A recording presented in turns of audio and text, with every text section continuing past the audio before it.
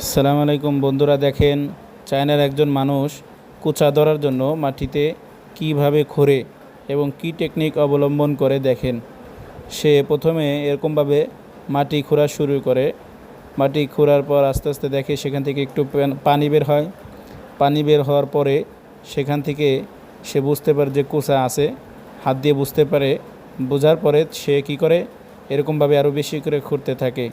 বেশি করে খুঁড়তে খুঁড়তে যখন দেখা যায় কুচার একটু লেজ দেখা যায়, তখন সে আরও বেশি করে খোঁড়ে এবং কুচাটি ধরার জন্য অত্যন্ত চেষ্টা করে।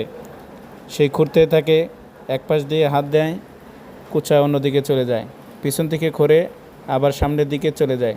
এরকমভাবে সে খুঁড়তেই থাকে, খোঁড়া বাদ দেয় নাই। সে ক্লান্ত হয় নাই। অবশেষে সে ধরবে, দেখেন কি হয়। শেষ পর্যন্ত দেখেন, দেখলেই বুঝতে পারবেন সে কীভাবে কুচাটি ধরে এবং কুচাটি কীভাবে শিকার করে এবং অত্যন্ত খুশি হন কুচাটি ধরে। দেখেন কি টেকনিক অবলম্বন করে। সে এরকমভাবে পিছন থেকে হাত দেয়, সামনের দিকে চলে যায়, সামনে হাত দেয়, আবার অন্যদিকে চলে যায়। এরকমভাবে সে ধরতে চাচ্ছে কিন্তু ধরতে পারছে না। শেষ পর্যন্ত দেখেন কি হয়।